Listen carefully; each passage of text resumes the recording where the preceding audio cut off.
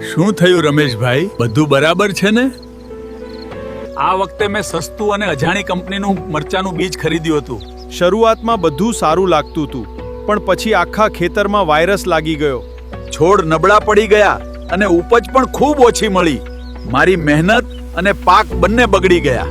એટલે જ હું હંમેશા કહું છું કે બીજની સાચી પસંદગી ખૂબ જ જરૂરી છે. સારું બીજ જ ખેડૂતનું ભવિષ્ય નક્કી કરે છે. તો તમે કયું મરચું વાવ્યું હતું ભાઈ? મેં પસંદ કર્યું કર્તવ્ય સીડ્સનું કર્તવ્ય 101 મરચા બીજ, અને આ વખતે મને ખૂબ જ સારું ઉત્પાદન મળ્યું. કર્તવ્ય 100 મરચાની સૌથી મોટી ખાસિયત એ છે કે વાવણીના માત્ર 50 થી 55 દિવસમાં જ તેની પહેલી વીણણી શરૂ થઈ જાય છે. તેના મરચા સ્થાનિક જાત જેવા જ આકર્ષક લીલા રંગના હોય છે, અને આ ખાસ જાત વાયરસ સામે અદ્ભુત પ્રતિકારક શક્તિ ધરાવે છે. આ મરચાની લંબાઈ આશરે 14 થી 16 સેન્ટીમીટર અને જાડાઈ અંદાજે 2.5 સેન્ટીમીટર જેટલી હોય છે.